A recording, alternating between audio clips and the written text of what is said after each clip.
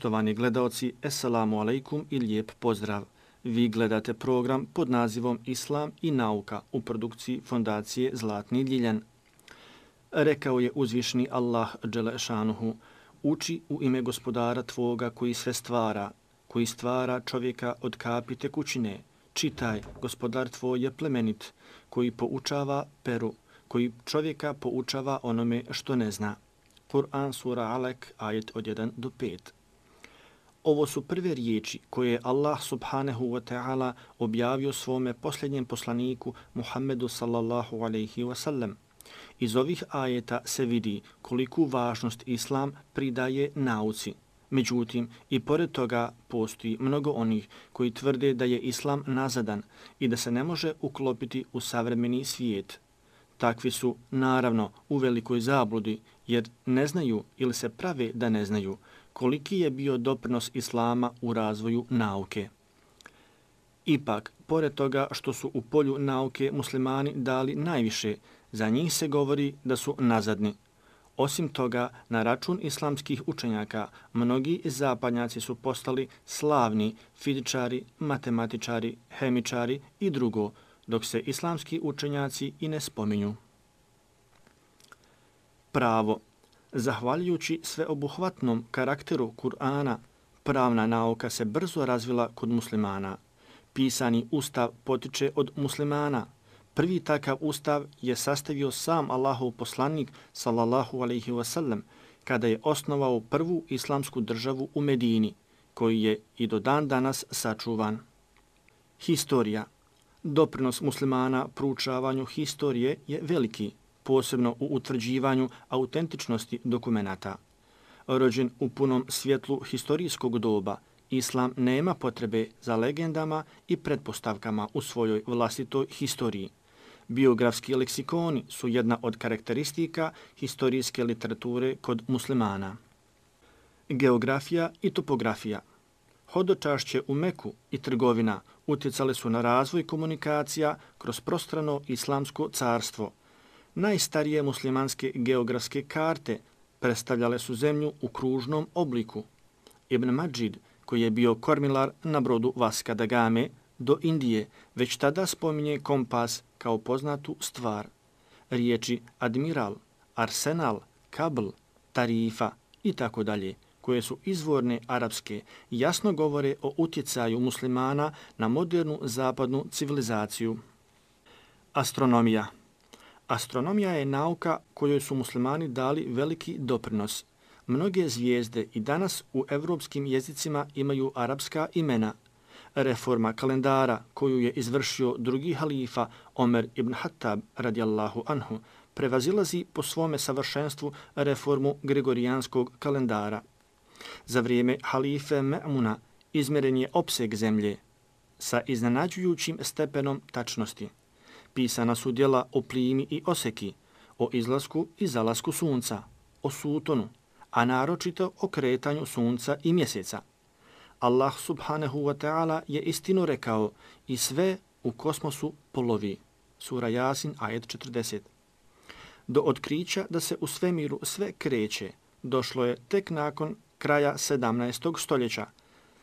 Kada se vratimo kroz historiju, naći ćemo da je crkva spaljivala naučnike zbog toga što su govorili zemlja se kreće.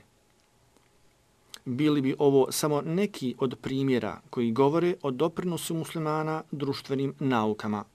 Karakteristika prirodnih nauka u islamskoj nauci je u tome što je težište stavljeno na eksperimente i istraživanja.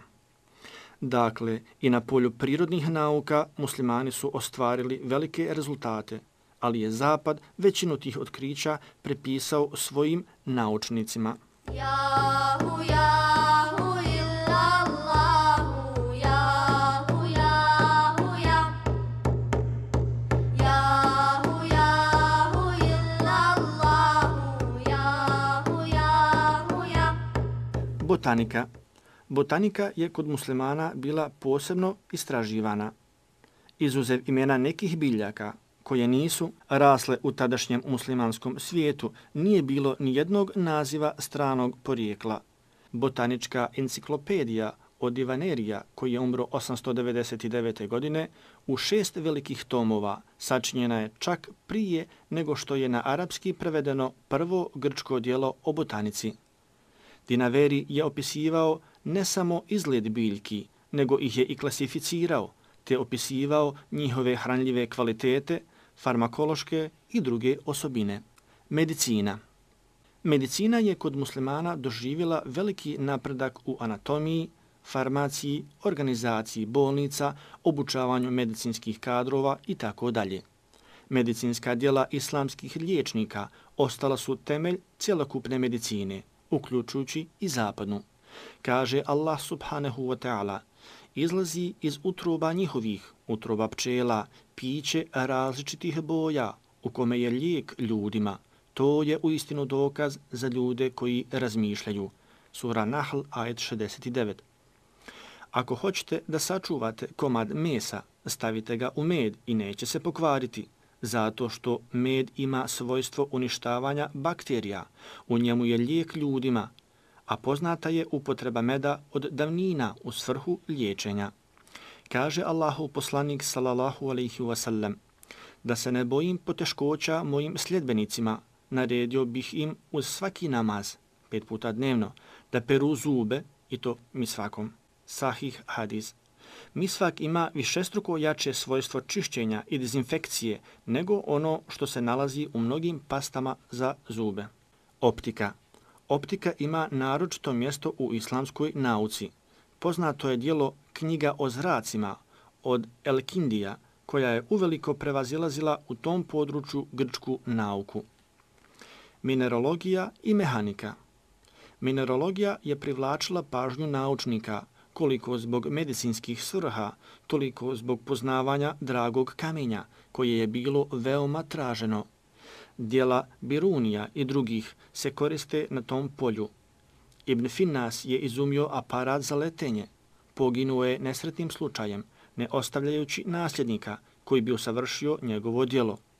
Drugi naučnici su u okviru mehanike izumjeli sprave za vađenje nasukanih brodova, čupanje velikih stabala i tako dalje. U oblasti istraživanja mora napisana su mnoga djela o ribama i obradi bisera. Hemija i fizika. Kur'an traži da ljudi razmišljaju o stvaranju svemira i da proučavaju kako su nebo i zemlja podređeni čovjeku. Muslimani su se vrlo rano počeli baviti ozbiljnim proučavanjem na području hemije i fizike. Karakteristika njihovog rada jeste eksperiment. Svojim proučavanjem i posmatranjem oni su sakupili ogroman broj činjenica. Njihovim utjecajem i stara alhemija se preobrazila u nauku zasnovanu na činjenicama koje se mogu dokazati. Džabir je poznavao hemijske procese kalcinacije i redukcije. On je također razradio metode evaporizacije, sublimacije i kristalizacije. Mnogi latinski prijevodi Džabira i drugih mogu pokazati koliko moderna nauka duguje muslimanskim naučnicima i kako za svoj razvoj može prvenstveno zahvaliti arapsko-islamskoj metodi eksperimenata. Yahu, Yahu, illallahu, Yahu, Yahu, Yahu. Matematika. Matematičke nauke imaju neizbrisive tragove arapskog i islamskog doprinosa. Riječi algebra, zero, cifra, šifra, tarifa itd. Arapskog su porijekla. Zasluga za otkrivanje trigonometrije pripada muslimanskim matematičarima. Na kraju treba znati da su ovo samo neki od brojnih primjera koji govore o zasluzi muslimana u razvoju i napretku ljudske civilizacije. Civilizovani zapad ih je omeo u njihovom daljem napretku. Barbarska razaranja pogodila su 2 islamska glavna intelektualna centra, Bagdad na istoku i Kordovu, Granadu na zapadu. Mnoge biblioteke sa stotinama hiljada knjiga i rukopisa zajedno sa ovim gradovima su spaljene. Pokolji nisu poštedjeli ni naučnike. Ono što je stvarano stoljećima, barbari su uništili za nekoliko dana. Ovaj primjer nam oslikava stvarnost istoka i zapada. I to nije sve. Naprotiv, zapadnjaci se danas ponose onim što su dali u razvoju civilizacije. Po njima sva zasluga pripada samo njihovim naučnicima, a muslimani se i ne spominju. Koliko su oni zaista dali, govori i činjenica da je njihov filozof Engels izjavio da je spaljivanje biblioteka u Bagdadu i Kordovi, Granadi, unazadilo ljudsku civilizaciju za 1000 godina. Na kraju, s pravom možemo istaći da predstavnici islamske nauke nisu zaostajali ni za jednim od velikih imena u historiji nauke, mada se to i dan danas pokušava i u dobroj mjeri uspijeva prikriti. S pravom možemo reći da je istok prednjačio nad zapadom, kako na polju nauke, tako i na polju kulture. 20. stoljeće zapadnjaci nazivaju stoljećem tehnologije, ali se može nazvati i stoljećem u kojem su oni zahvaljivali muslimanima Čečenije, Bosne, Kosova, Eritreje, Filipina, Palestine, na svemu onome što su im njihovi prethodnici dali na polju nauke i kulture. Poštovani gledaoci, naša posljednja dova je: reci, gospodaru moj, znanje moje proširi. Kur'an, sura Taha, ajet 114. Assalamu alaikum i lijep pozdrav. Ya